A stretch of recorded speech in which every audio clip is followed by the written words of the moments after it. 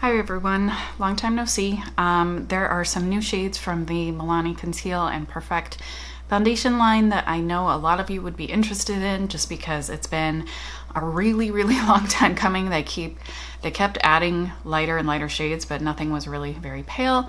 Now they actually have some pale shades. I got two of the new shades. What I'm wearing on my face and which I applied in a demo is 0A2 Cream, which is supposed to be like the kind of ultra fair with neutral undertone option. And I also got 0A3 Warm Porcelain, which is, it looks fine when it goes on, but I have found this formula on me does get darker throughout the day, and so by the end of the day it looks kind of dark. Same with 00A Porcelain, one of the old palest shades. It's okay when it's first on, but as the day goes on, it definitely looks pretty dark by the end of the day. So for me to wear all day, definitely prefer 0A2. It's a formula that wears okay on my face. I also did swatch the Screen Queen. I can never say this because it's a pun on the thing and I just say the thing.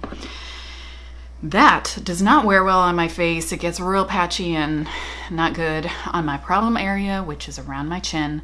That is a place where foundation tends to really break down on me, and that is one that does this.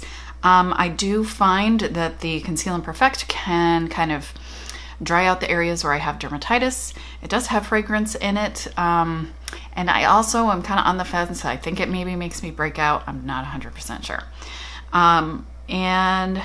But nonetheless, it is a nice formula. It wears well. I found it has, for me personally, worn the best with Laura Mercier translucent setting powder. My usual favorite is the NARS light reflecting setting powder pressed, but I've found that I just get better wear with the Laura Mercier with this particular formula.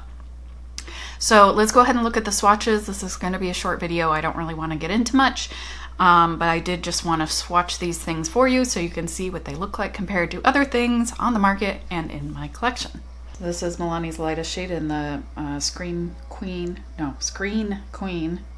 Foundation 100 Classic Alabaster. This is what I put on my face. Milani Conceal and Perfect in 0A2 Cream. Conceal and Perfect in 0A3 Warm Porcelain. These are two of the new shades. Conceal and Perfect in 00A Porcelain, which was at one time the lightest shade. This is Maybelline Superstay in 102 for Fair Porcelain. This is Makeup Revolution Conceal and Define in F0.2. This is a really good shade match for me because it has better yellow undertones. L'Oreal True Match in W0.5, one of the newer shades. This is Colourpop Pretty Fresh Tinted Moisturizer in W2. I really enjoy this as well. It has good yellow undertones and wears surprisingly well on me. And the last one is Too Faced Born This Way in Cloud, which is too light, too pale. It looks quite pink and ghostly on me if I wear it alone, so I usually use that for mixing to make something lighter.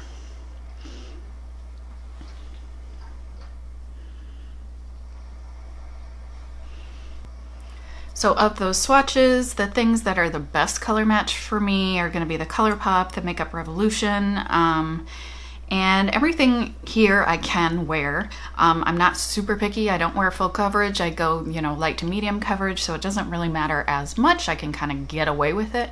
My face is already darker than the rest of my body, basically. So I'm looking to just get my face a little bit lighter so it's a little bit more of a seamless transition into my neck and cover the redness.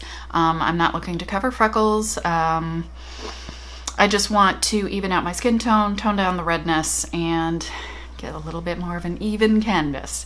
So all of these things I can wear, except for the Cloud from Too Faced. The Born This Way in Cloud is too pale, as I mentioned in the swatches.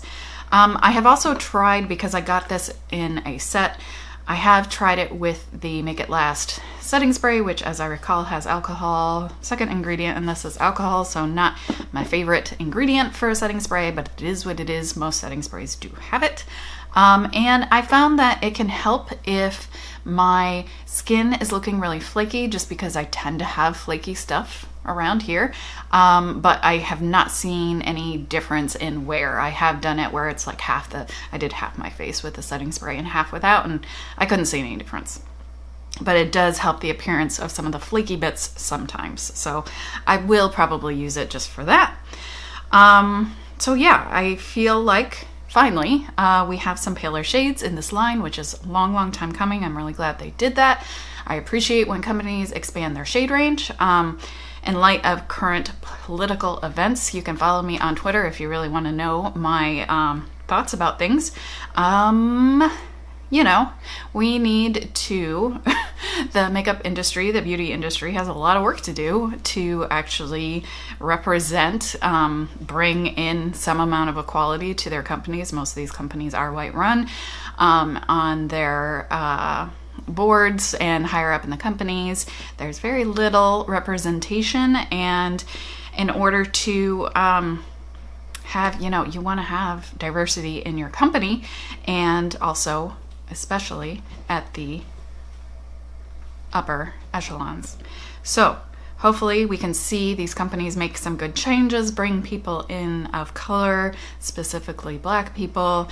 We need to get that diversity up. We need more representation. We need their voice, and they need to be making decisions.